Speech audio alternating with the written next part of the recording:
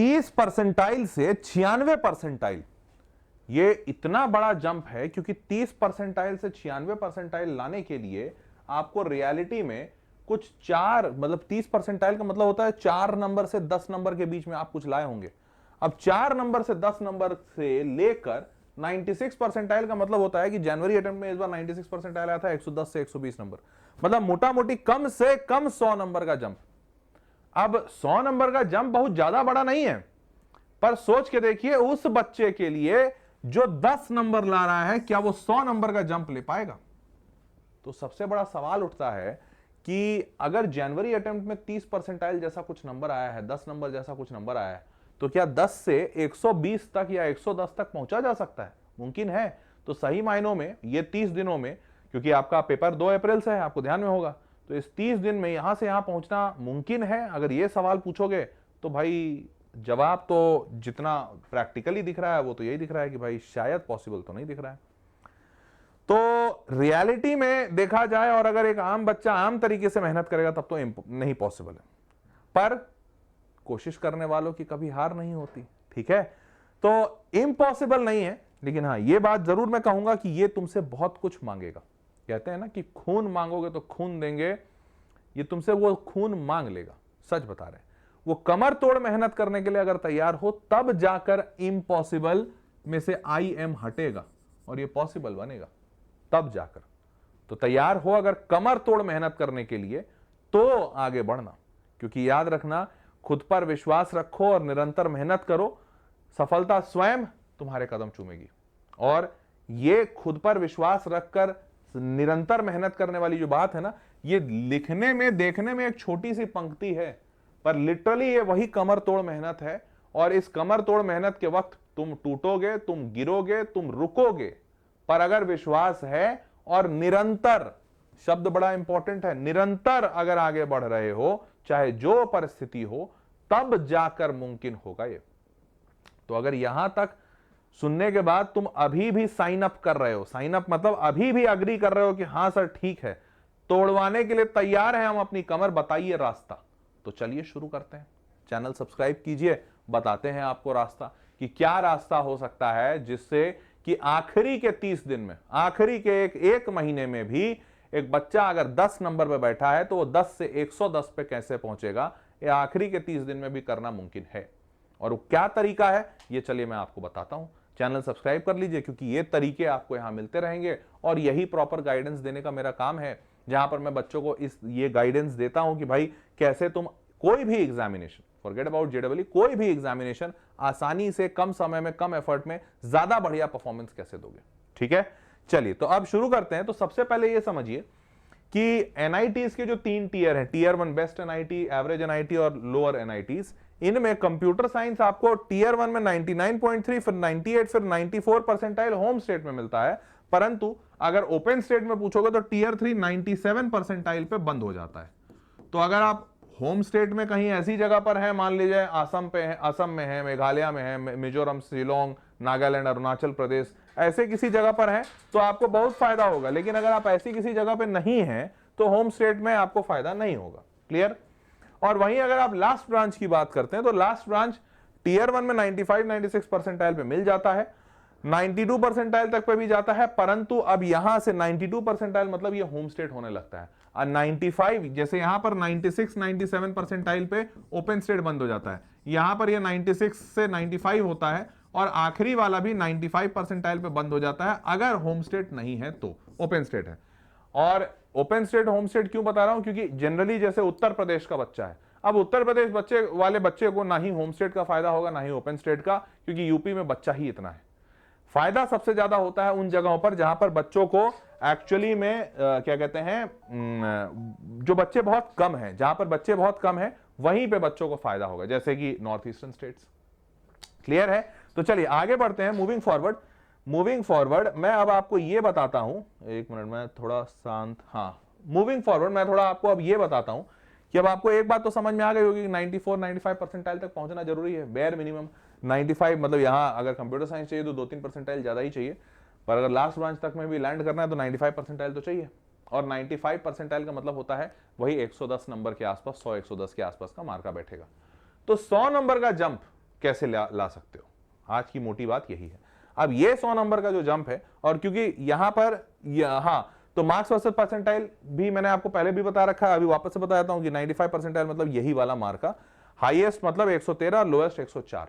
सबसे कठिन पेपर में 104 नंबर लाने पे, सबसे आसान वाले में 113, तो ज्यादा नंबर का भी डिफरेंस नहीं है, 10-15 नंबर 20 नंबर ऊपर नीचे हो रहा है। ठीक है, अब तो ये, और हाँ, अगर 99 परसेंटाइल एकदम पहुंचना है टीयर 1 बेस्ट, तो 160 मिनिमम पे पहुंच जाइएगा। हालांकि मिनिमम मत लेकर चलिए 170, क्योंकि इस बार का पेपर बहुत कठिन था, तो 170 नंबर पे 99 परसेंटाइल बना है, तो 99 परसेंटाइल पहुंचना है तो 170 का टारगेट होना चाहिए। तो हो सकता है आप ऑलरेडी 70 नंबर पे हो, मैं आपको तरीका बता रहा हूं 100 नंबर बढ़ाने का, वो उससे 100 नंबर बढ़ जाएंगे तो 170 पे पहुंच जाइएगा।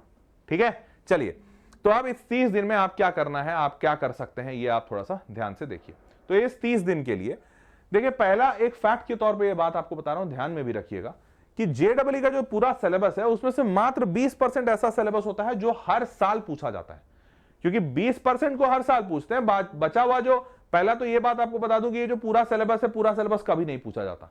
मैक्स टू मैक्स 50-60% सिलेबस पूछते हैं, तो ये 60% टोटल सिलेबस होता है जहां से सवाल आता है। 40% से तो सवाल आता ही नहीं है। अब ये 60% में से 20% ऐसे होते हैं जो हर साल रिपीट होते हैं। बचा हुआ जो 40% बाहर है, वो 40% बदलता रहता है, क्योंकि अगर सवाल नहीं बदलेंगे, वो सिलेबस नहीं बदलेंगे तो लोग पकड़ लेंगे। पर 20% तो ऐसा है जो 5-6 साल 7 साल से सेम आता है, 5-7 साल के बाद ये पैटर्न बदलता है। तो अगर आप देखो, सबसे बढ़िया तरीका तो ये है कि जो 60% जहां से पूरा आ रहा है जेडब्ल्यू का पेपर, वो एनालाइज करके आप ले लीजिए। ये भी मोर और लेस बड़ा प्रेडिक्टेबल होता है। पर ये 60% सिलेबस पढ़ने का अभी समय नहीं है। अभी अब तो 60% भी कैसे करोगे, 30 दिन में नहीं मुमकिन है। तो आप सिर्फ ये 20% अगर पकड़ लें, सिर्फ वो कोर चैप्टर्स पकड़ लें जो चैप्टर हर साल रिपीट हो रहा है, पिछले 4-5 सालों से ट्रेंड है, और जनवरी अटेम्प्ट में भी रिपीट हुआ था, उनसे सवाल आए थे, अभी आपको डेटा दिखाऊंगा। तो ये 20% अगर आप सिलेबस का उठा लो, इसका मतलब ये सबसे कम समय में सबसे आसानी से हो सकता है। तो आखिरी के इस 30 दिन में ये सिलेबस में सबसे ज्यादा आप महारत हासिल कर सकते हैं, बहुत ज्यादा सवाल सॉल्व कर सकते हैं। और उससे फायदा क्या होगा ये देखिए। तो आखिरी के 30 दिन में 25 से 30 ऐसे चैप्टर मैंने निकाले हैं जो इस 20% में लाई करते हैं। तो फायदा उसका देखिए ये समझ में आएगा। तो मैंने सबसे पहले मैथमेटिक्स लिखा और इसके टॉप 10 चैप्टर्स लिखे। टॉप 10 मतलब वो चैप्टर जिनसे सबसे ज्यादा सवाल आए पिछले सालों में। किन सालों में? साल 2024 लिया, 25 लिया और 26 का सेशन 1 जो जनवरी वाला अटेम्प्ट हुआ था। 24 में इन 10 चैप्टर से हर शिफ्ट में कितना सवाल आया है वो लिख दिया, और इन सालों में शिफ्ट कितने हुए थे। जैसे 2024 में कुल 20 शिफ्ट हुए थे, 10 जनवरी में, 10 अप्रैल में, तो 10-10 20 शिफ्ट में 40 सवाल आया, मतलब 2 सवाल पर पेपर। 20 पेपर हुआ था, जनवरी का शिफ्ट और अप्रैल का शिफ्ट। जनवरी में 10, अप्रैल में 10, तो टोटल 20 पेपर हुए, 40 सवाल आए 20 पेपर में, मतलब 2 सवाल पर पेपर, एवरेज बैठ गया। वैसे ही मैंने हर जगह किया। ये 43 मतलब 2 से थोड़ा ज्यादा, यहां पे 43 2 से थोड़ा ज्यादा। चैप्टर का नाम क्या है? मैट्रिसेस डिटरमिनेंट, 2 सवाल आ रहे हैं। 3D ज्योमेट्री 2 सवाल से ज्यादा, डेफिनेट इंटीग्रेशन 2 सवाल से ज्यादा। ऐसे करते करते मैंने सबका निकाला। तो यहां तक लाल वाले जो लगे हुए हैं ये वैसे चैप्टर्स हैं जिनसे फॉर श्योर एक सवाल तो आ ही रहा है। और ऐसा नहीं है सिर्फ 24 का है। 24 में आपको दिख रहा है, देखिए 2025 में भी 34 सवाल आए थे, 19 शिफ्ट हुए थे, 20 नहीं हुए थे। 19 में 34, अगर 38 आता तो एग्जैक्ट 2 बैठता, पर चलो 2 मतलब मेजॉरिटी 1.8 का एवरेज है, मतलब 90% पेपर में 2-2 सवाल आ रहे हैं, कोई एक ऐसा पेपर रह गया जिसमें 1-1 सवाल आया।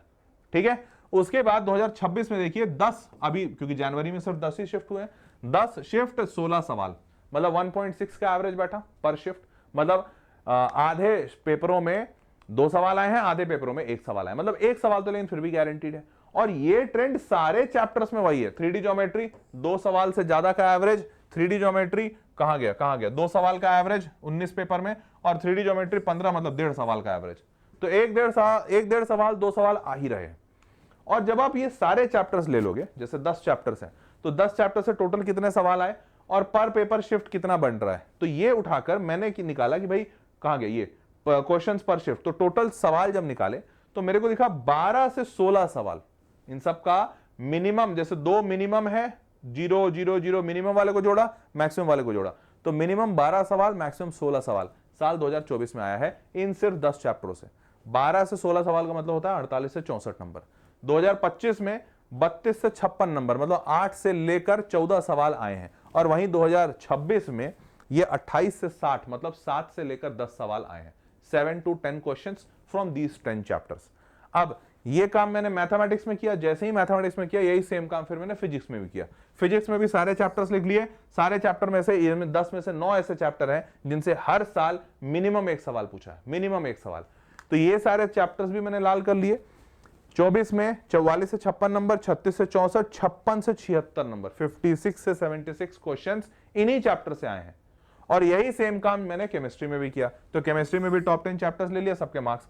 अब जब मैंने सबके मार्क्स लिखे कि भाई अगर 10-10-10 चैप्टर बच्चा पढ़ के जाता है, टोटल 30 चैप्टर पढ़ के जाता है, तो 30 चैप्टर्स में से मिनिमम मार्क्स उसको ये आएगा और मैक्सिमम मार्क्स ये आएगा। जब सबको जोड़ा तो 128 से 200 नंबर बच्चा मात्र ये 10-10-10 चैप्टर फिजिक्स केमिस्ट्री मैथ्स में पढ़ के निकाल लेगा।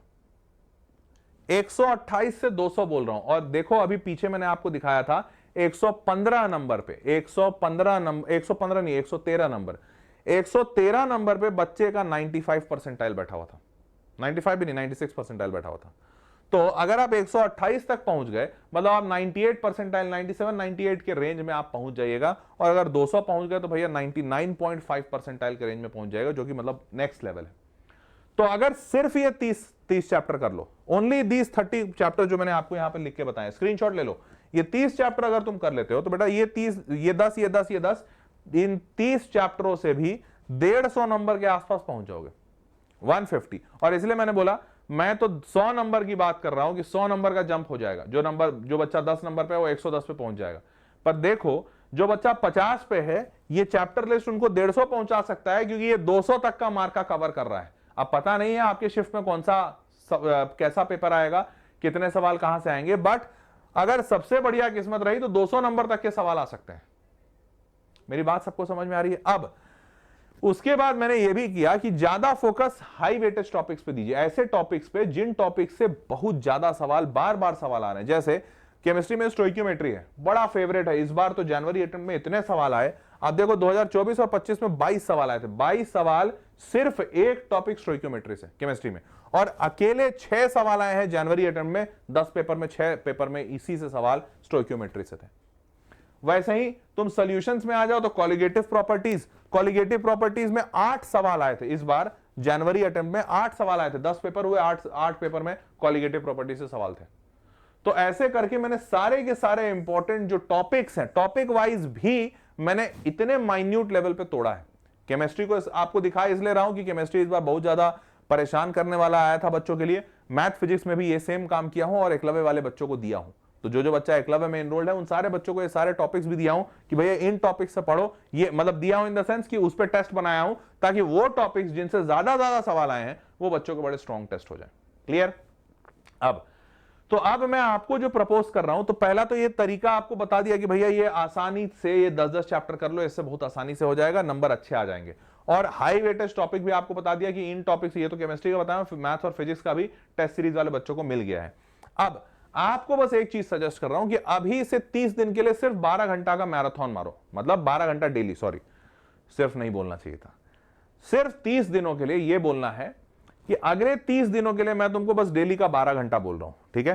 तो आप देखो 12 घंटा बहुत ज्यादा होता है, मुझे पता है, पर सिर्फ 30 दिन के लिए मांग रहा हूं, ज्यादा नहीं मांग रहा हूं। इस 12 घंटे में तुम सब कुछ पलट दोगे। कैसे पलटोगे?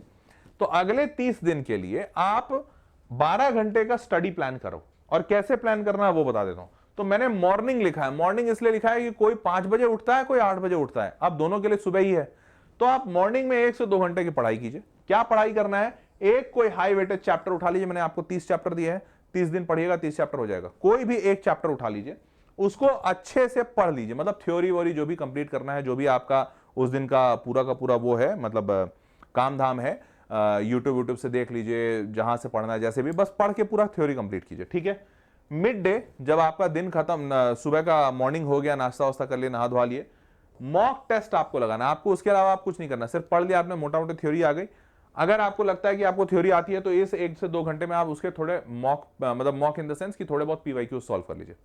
अब आपको मिड डे में 3 घंटे का पेपर हर हाल में देना है। बेस्ट ये होगा कि आप एग्जामिनेशन के टाइम पे दें, मतलब 10 से 1 का पेपर चलता है, हाँ जी, और शाम को 3 से 6 का पेपर चलता है, तो आप 9 से 12 चलता है, 9 से 12 के टाइम में देंगे तो सबसे बेस्ट होगा, बट फिर भी आप अपने हिसाब से समय देख लीजिए।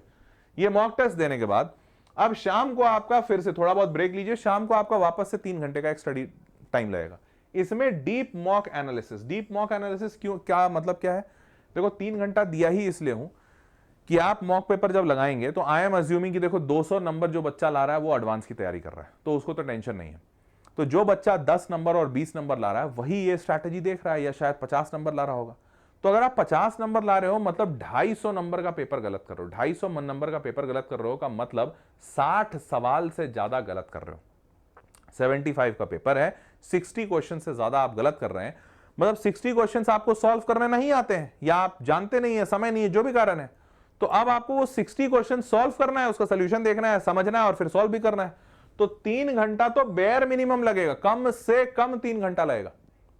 आपको हर एक सवाल देखना है, समझना है, सॉल्व करना है खुद से, तब आगे बढ़ना है। और उसको खुद से सॉल्व करना मतलब सिर्फ देख के नहीं, खुद से सॉल्व करके लिख के सॉल्व करना और तब आगे बढ़ना है, ठीक है।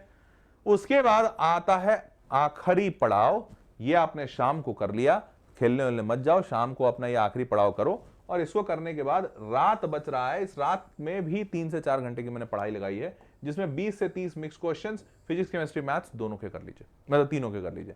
20 सवाल, 60 सवाल। अब 60 सवाल 3 घंटे में तुम कर पाओगे नहीं कर पाओगे मुझे नहीं पता, बट मोटा मोटी तो हो जाना चाहिए, क्योंकि जेडब्ल्यू भी इसी लेवल का होता है कि भाई 75 सवाल रहते हैं, 3 घंटा रहता है। तो आपको 20 सवाल फिजिक्स केमिस्ट्री मैथ्स तीनों के लगाने हैं, और ये 3 से 4 घंटे का समय इसलिए दिया हूं रात का। अब ये बनते हैं आपके पूरे 12 घंटे, निकालने में जान लगेगी, मैं सच बता रहा हूं, आसान तो कतई नहीं होगा। पर ये 12 घंटे अगर तुम अगले 30 दिन के लिए दे दिए हो, तो मैं तुमको गणित दिखा रहा हूं, 12 घंटा अगला 30 दिन, मतलब तुम 360 हाईली प्रोडक्टिव आवर्स दे रहे हो।